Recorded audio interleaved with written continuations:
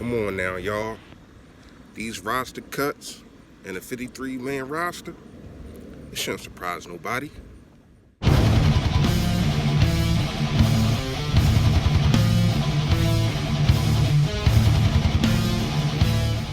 Yeah. What's up, Philly fans? Your boy Philly Fresh reporting for duty. I smell that. It's the last Sunday before it's game time. Last Sunday before it's game time, man. It's beautiful out here, too. But it's not what I'm here to talk about. I ain't no weatherman. Let's get to this roster. 53-man roster has been let out today. Or yesterday, should I say. There's really no surprises on it. Other than Matt Hollins. I felt as though he didn't do enough to make the roster, but given as though the rest of the talent on the team at wide receiver, they can't do special teams, and you need special teams on your team. I talked about this in my last video. It's a third of your football team. It's a third of the game. A lot of people don't look at it like that, but it really is.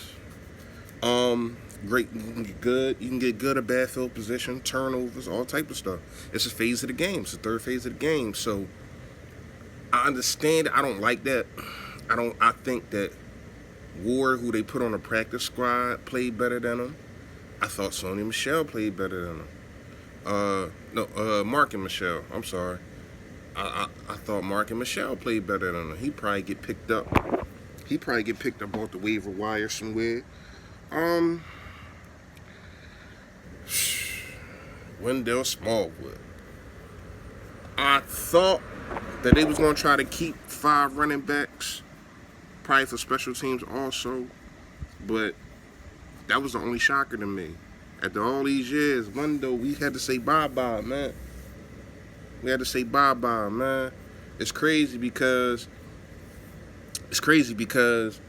I like Wendell. You know, like I said before, every time we try to count the ball out, he ain't go nowhere. He kept sticking around. He kept grinding when they needed him. And he been a professional, and that's why he probably get picked up today. The dude is a professional. You never heard him really complaining. Well, heard about him complaining. You never really heard nothing really bad about him coming from the locker room. This dude has seen a lot of running backs come through here.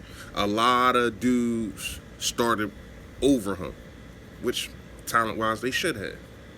But he been a professional about it the whole time. Never complained. When they called his number, he did what he could. I ain't gonna say he balled out or nothing, but dude did what he could, man, and I respect that. Because there's a lot of dudes that would, be girling, complaining, y'all only call me when this, only call me when that, female tendency stuff.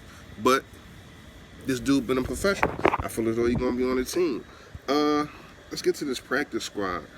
Hector, they bring back Hector. They cut him, brought him back. Byron Scott, I like that move. I don't know if you can stash him. I don't know if you can really stash dude, so I like that move. Perkins. I thought Joshua Perkins would have been on the team. I thought he would have been that third tight end. They only keep him 2. Goes to show how much, because Perkins is that blocking. He kind of like how Selleck was when we had Ertz and Trey Burton, and Selleck was that kind of blocking tight end. He could go out, catch the ball, a little short-handed, yeah, but he was mainly there for blocking. I guess they feel as though Zach Ertz and Dallas Goedert can do the job at that tight end position when it comes to blocking. I seen a little bit last year.